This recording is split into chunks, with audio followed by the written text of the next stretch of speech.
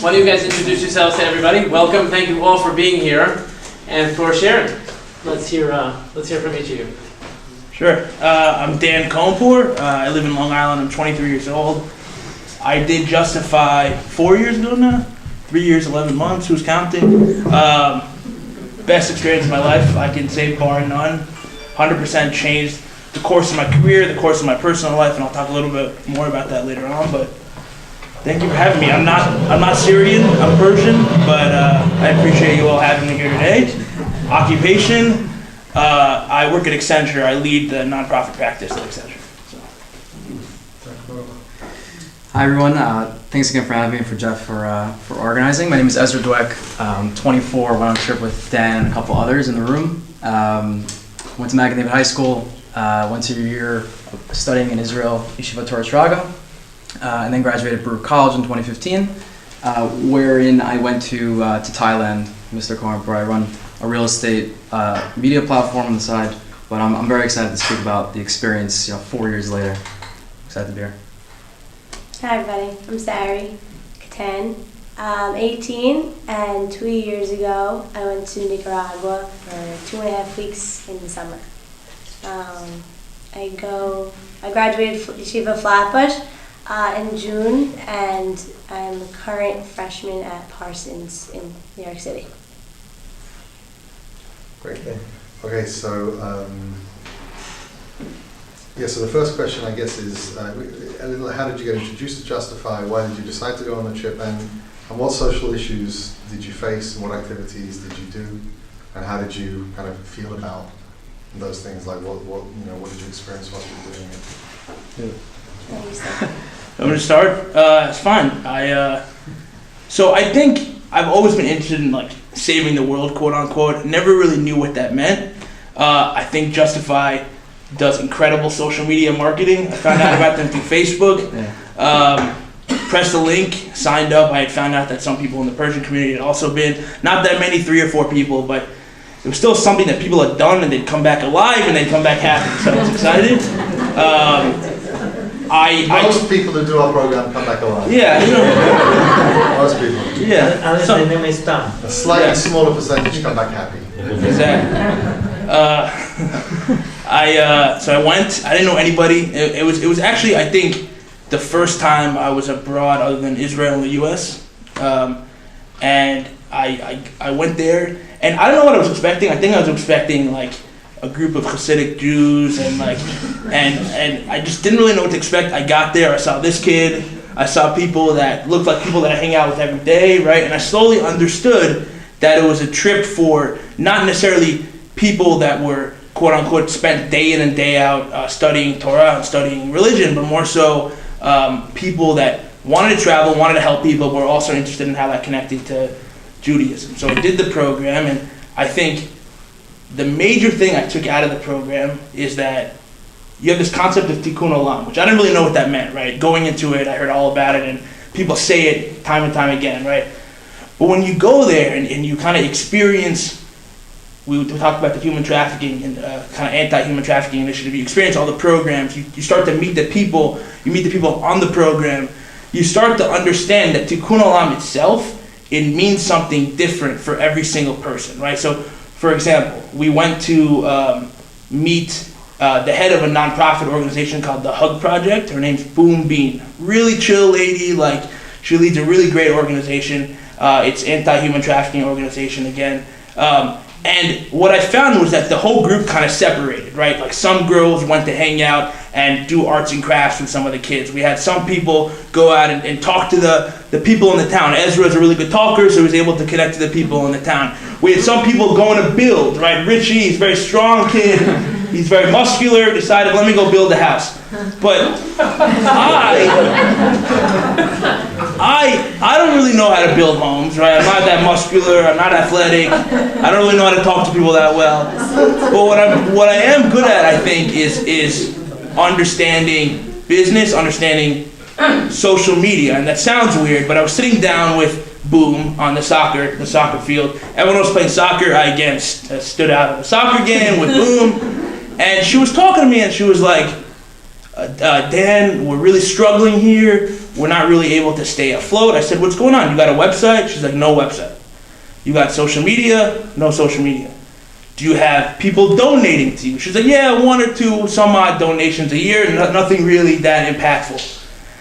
And you see her, kind of somebody that's so ingrained in her organization, so interested in making an impact, but kind of unaware of so many things that are out there to help her that we think is common sense, right? We living in America, millennials think of common sense.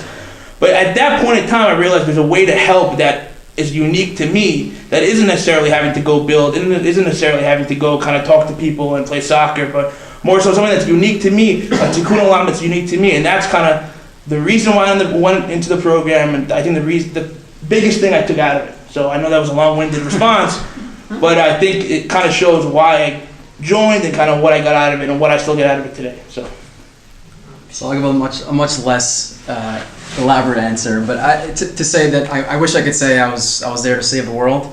To be honest, I got a call from my friend Richie. He said, "Do you want to go to Thailand?" I was a 20-year-old kid in college, and that sounded exciting. So I took a gamble. I was adventurous at the time, so I jumped on board. And obviously, the reason why I'm sitting here is because it was much more than vacation. I could have easily went to Aruba or Florida or what have you. So 4 years later, it was very, very, very much so different than a regular vacation, which I'm happy to speak about now. Who were you talking to? I can't hear you. Sincerely, they went to Thailand. What did they really do? Who they talk to? Who they meet? Who organize these things? So I'm happy to give a little. I think it's worth giving a minute just to give a little context on the issue we faced. Put it into so we can understand what you really did. Of course. So and Jamie mentioned a bunch of these points, but just to put it in order, in Thailand, not even in Southeast Asia specifically, it's in our own backyard. Human trafficking and sex trafficking was an issue that we quote unquote faced. Now, there are many, many reasons why we couldn't actually solve those problems when we were there. It was more about education. It was more about the various parts of the program. But just to get some context, like 99% of other issues in the world, it started from extreme poverty. Not specifically in the geographical spaces it was happening, which was Bangkok, metropolitan cities. But what we learned is that it funneled from the outermost rural cities, the Chiang Mai, the Chiang Rai, where there was extreme poverty. And what that caused, unfortunately, was a funnel of young women and children, really, whose parents willingly gave them into this profession, I guess you call this industry, because of poverty. So that's really where it stemmed from, and that's kind of who we were speaking to, and I could get into what we actually did, but that's where it stemmed from. Now, the reason why it was so difficult it is practically impossible to eradicate is because A, it contributes an enormous amount to the GDP of our country. B, the police are in on it. There's corruption. It's in the broad daylight. Police have sometimes, I think, a financial stake in it even. Yeah. It's steadily supplied by white 40-year-old men from Brooklyn. Who knows? Not me. So that was some of the issues that we faced. But it ultimately stemmed from our rural areas where it was poverty itself, and that those kind of issues that we faced were both I've got the term used, both preventative and invasive. Right. So our approach was two-pronged in order to attack the idea and to become educated on it. And I think the most impactful part of the program for me, for sure, was the first day. And we got off this grueling 16-hour flight and 4-hour layover in Russia, and I sat down we were all half awake, our eyes were we were a mess, and right away we were shipped off to this shelter by a woman named Bonita Thompson, I think is her name. Bonita something. So, and this woman, she was a retired principal in San Francisco, and she went on vacation. She had retired. She went to Thailand with her husband, and what she found was an older woman, I don't know, 60, 70, and she found this issue, and she decided, you know what, I'm not going home, I'm staying here, and she founded an entire center where she basically, strangely enough, she told us stories where she walked in, you can picture this, a 7-year-old woman walking into a go-go bar, and she would often face very serious threats, death threats, but she would wait for the girls to come out. She would sit with them, speak with them, and then bring them into her shelter where she would, again, then provide her food and education and what have you. So our first day on the program, I remember, and we were sitting, and I'm half awake, and I'm hungry, and I'm tired, but we get shipped off into this room, this classroom, where it must have been 115 degrees in there. Completely uncomfortable. I was hungry. I heard Dan's stomach growling, and we sat there for no less than 5 hours. Must have been sitting there for forever. I remember, and detailed step by step, leaving no detail out. She explained this entire process, and she, with graphic detail, explained some of the stories we faced.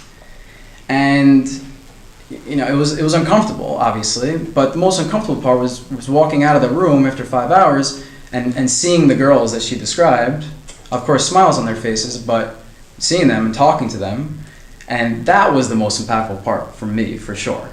So that's what did I do? In that specific part of the program, I was speaking to these girls who have faced just incredible amounts of adversity. That something I'm gonna talk about other parts. I think I'm talking for a while, but the one thing that I took away from that, and the most impactful thing that I took away from it, was that at that moment I felt embarrassed. You know, I get a lot of advice from my father, and you know about 99% of the things that you worry about don't come true, and don't sweat the small stuff. But it was true. Like, I got home, and I thought about, oh, I have a test tomorrow, we have this to worry about, I have that. Who cares? The truth was, I in that room, hearing those stories, I felt embarrassed that I had ever thought I faced any challenges in my life. Because I really did not. So, first and foremost, we're going to go hopefully into like Tikkun Olam and a couple, and the theme of the program, which is helping people, but first and foremost, I saw people who were in dire situations, life and death. I compare that to what I thought I was facing challenges, and all that gave me was a complete sense of appreciation, obviously, of gratitude, and just looking around. I remember I got home, I gave my parents a hug. There are people around the world selling their children into prostitution, and I thought I faced challenges. It was a complete mind-blowing experience, where I still think about these things whenever I face challenges. I'm like, should I really be worrying about this right now? And the answer is no. So that experience, that 5-hour lecture was the most impactful for me. Sari, what did you do in Nicaragua? What did you face? So I think the main idea, we were trying to help with the poverty that was there.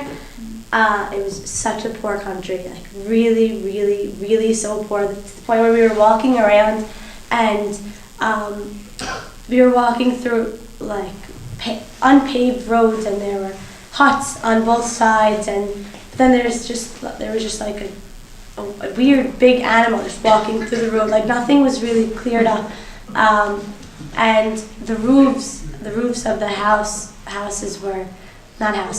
were sort of made out of like a hard tin foil, and they were even like sukkahs. Like, there wasn't even a fourth wall. And we were just walking, and there was a mother nursing her child out in daylight, and the baby, there's another baby in a crib outside right next door, and we even spoke to someone, and they said they just got electricity 4 months ago. This is 2015. We have electricity every day. We use it like it's nothing. We don't even think twice about it, and they just got it 4 months ago. Like, what did they have before that? The amazing thing was that they were all so genuinely happy. I did not understand. Like, why are they I'm a random person, and they're all coming up to me and saying, like, hi, and how are you? And they're all giving us smiles, even little kids, older people, and they're wearing nothing. They're barely even wearing shoes and clothing, and they're just like coming up and smiling and saying hi. and they don't even have electricity. Like, it was just mind-boggling to me. How'd you find out about Justifi in the first place? What were you Yes. thinking you were going for? So, a friend and I, we just wanted to travel, and we figured that, okay, a good way. We always had like a dream of painting schools. It was just okay, yeah, we'll paint schools when we're older and in certain countries. It was never something that would actually come true. And then we were Googling a lot of different like programs, and nothing was Jewish, and all of a sudden I came across Justifi, like on the internet. It was the perfect opportunity, and we just went right into it. And it was a great deal for both me and my parents, because I got to go and travel, and I figured, okay, as I'm traveling, I might as well help people, and it was a Jewish program, so I wasn't losing that aspect of Shabbat and the whole Judaism part of it. What does it relate to Jewish, being Jewish? So Dan, would you wrap up that? Sure, yeah. Dan, would you consider this would you consider the trip you took a religious experience? I would. I think. Looking back.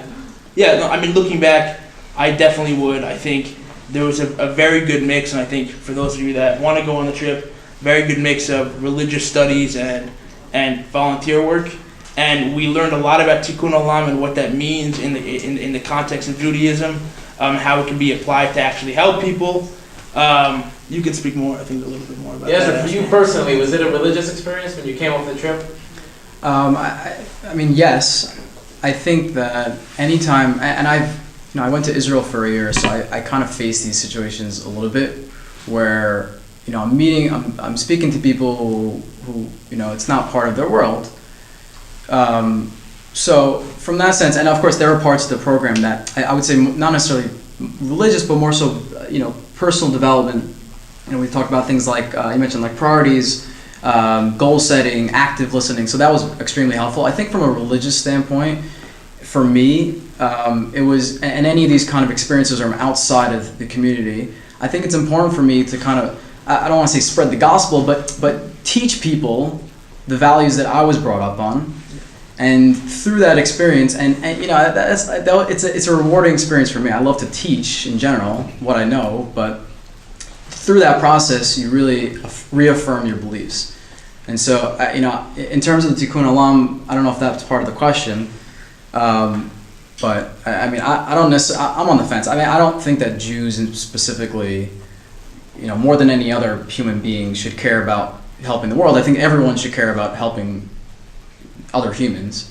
Rabbi Jonathan Sachs' point, I do think that Jews in general, he mentioned, they don't really accept the fact that there's evil in the world and that we can't solve it. So that's why you see a lot of Jewish doctors solving diseases, and Jewish lawyers solving injustice, and therapists. That's his concept. So I agree with that to a certain degree.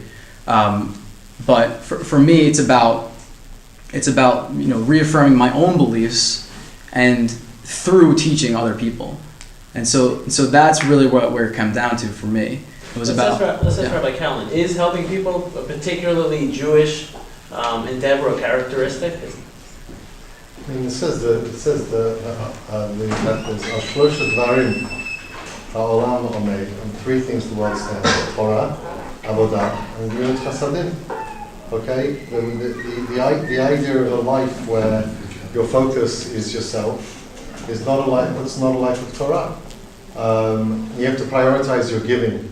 Like I said, your family and your community and your society and your nation, and out into the broader world. And those hierarchies are obvious to people. They're natural. It doesn't take learning to understand that.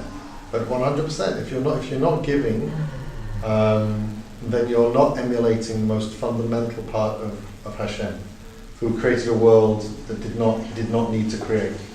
So if you do not give, would you like me to move? It's easier than the camera.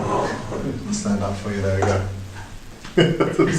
If you're not giving, then you're not emulating the most fundamental part of who Hashem is, which is a being that created something that did not need to be created. So giving is one of the three fundamental parts of spiritual development, 100%. 100%. Is any of these poor countries have a general diseases like yellow fever? Yeah. How do you prevent yourself to get We only work in places within the countries that are generally the least disease, the least dangerous places, and everyone gets gets shots before they come. And that's all no. Good question. Ezra, you grew up among our community institutions, having traveled. You must have thought or had better. Do you have a better appreciation for some of the stuff that goes on right here in Brooklyn that maybe we take for granted? In terms of nonprofit organizations? Yeah, in terms of the chesed and the nonprofit work our community does here. Yeah, of did course. you see anything in a different light? So of course. I think I look at this experience twofold. One is from a Kedusha Hashem perspective, which, if you want me to elaborate on that, I think that's probably number one. And the second was personal development and leadership, and how that relates to the community at large. So, I think generally speaking, I don't want to overgeneralize, but just speaking to people my age who, a couple of years ago maybe it was. I've spoken to parents who, are thinking about sending their kids to Israel for a year and what have you. It's generally a tougher task to get them to do these kind of things for one reason or another. And speaking to these people, I do think that it's a shame because we really have to be proud of what we have. Not only this community, but the Jewish community as a whole. But this community is incredible in the amount of organizations we build, in the network we have, and the people we support throughout.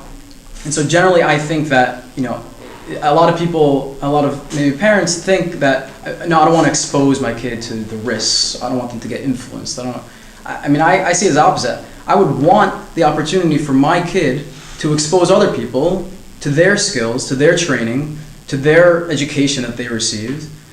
And that's the opportunity for us to take everything we've built and really replicate it in other cities, and in turn affect our community. I know my father in the 90s, I think he ran a program in Russia to help Russian Jews escape from social, political pressures, and people gave him a hard time about it. Why are you going to Russia? We have people here that need help.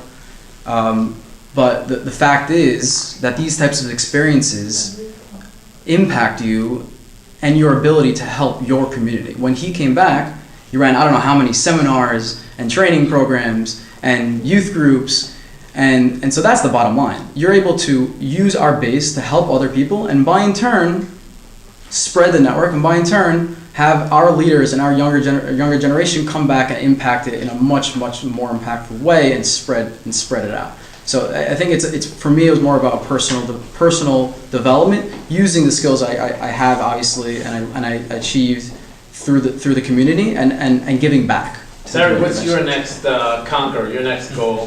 Where do you have your sights? I have too many. In terms of what? In terms of chesed you might want to do in or outside the community. So, last year I worked with SBH, and it was really nice working within the community, but honestly there are so many people, and everybody counts, but I feel like there's not really enough people outside that's helping. So I would go on another trip, or like for a semester maybe. I would do something, because you really feel like you're impacting. When you work here, you still are impacting, but you're more, it's like you with everybody else. When you're in the groups, when you're outside, or on one of these trips, it's like you with 8 others, and you're making such a big difference already. And you're 1/8 of that difference rather than on 100th or something. So I just like that feeling, and I would want to do it again. As where could our community make the biggest impact internationally? One project. I think Dan can speak to that a little better, because I'm involved I recently joined the UJA and a couple other organizations, but Dan's a lot more involved in that, so maybe you can jump in. I mean, I don't know. That answer is broad because I think there's a lot of things going on, a lot of situations. Any of the places that Justifi sends, Thailand, Nicaragua. But I think fundamentally what I took out of it was you can't go to Thailand every day, right? You can't go on these trips every day. You can't go abroad every day. And the last 3 days of the trip was spent on understanding these issues happen at home too. And you can deal with them every day at home. You can deal with issues like poverty, hunger. You can deal with issues like gender equality even at home. So that's what I took out of it. You're not going to be able to go on these trips every day. You're not going to be able to help people in Nicaragua or Thailand every day. But you can help your own community. And in the Persian community, we've had a lot of this kind of charity work. The fact that this event is even happening within the synagogue is incredible. It's something that frankly wouldn't even happen at my community back in Long Island. So it's really incredible you guys are doing this. But I think that that's what it shows, kind of the ability to come back home and help out and do tikkun olam, but tikkun habayit at home. So, Any questions from the audience? A show of hands? Yeah, I have a question. I don't hear you. I have a question, Rabbi. This is for the Rabbi. Maybe you guys can chime in. If you think Justifi, where is Justifi's biggest success? Is it affecting the kids that go, or is it making a real difference in the communities that you go to? I think that we try to do both. You can't say both. You can't say both. I think we try to do both because I think this is the important point. I think that different people need different things, and it is possible to do both. Meaning, you can choose truly ethical projects that are being helped by your manpower, irrespective of who those people are. Okay, and you can ensure an educational process that is going to affect the people, so to speak, almost irrespective of where you're visiting or what the project is that you're doing.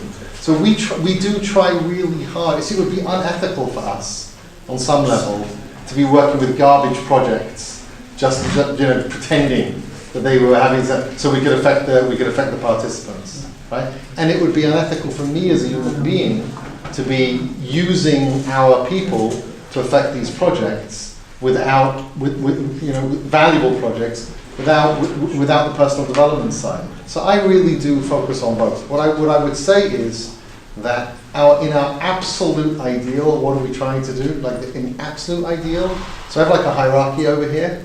If a person comes back and says, I found my passion, it's not the same as what I worked on over there actually. And human trafficking is terrible, I really want to help with that. But I really care about poverty within my own community, or that there's not a minyan sometimes for people who want to say Kaddish. A beautiful project that a friend of mine was involved in Queens was they just put together a program of finding out where there were widows, divorced mothers, or divorced mothers who had younger children, young men, who didn't have anyone to take them to shul. And they created rotas of men who go to shul, who live nearer to the houses, who would pick up these families' children and take them to shul and talk to them and test them on their studies a little bit and then walk them back home. No. I'm just saying, projects like that, a person can come back from a trip like this and see something very local, very Jewish, very religious, nothing to do with Thailand at all. But if that happens to a person, that's an amazing thing. So what we're really trying to do with people is just bring out their own leadership. Just bring out their own leadership so that so that they can experience a slightly kind of broader type of life and have that impact and have that meaning. Just one point on this, by the way. Many of our families, I don't know the history of the community here, but I imagine it's similar. My family's actually been in England for 5 generations, so we're a little different. But it's unusual. Normally, a family is within 2 or 3 generations of being immigrant, right? And the struggles of this generation, even partially to a certain extent my generation, was so different to their parents. The parents were fighting to establish themselves. They were fighting very often to learn a language for the first time. There was an idealism in building where they were. But the children grow up without that imperative. There's not as much idealism. This is established. This is great. And they need an idealistic fire often to connect to a deeper part of themselves, a more leadership, a more responsible, a more spiritual part of themselves. So I think that's also a really important thing to think about, because the struggles of the generation don't transmit over generally, thank God, because we solved them. We solved them and our kids grew up without those problems.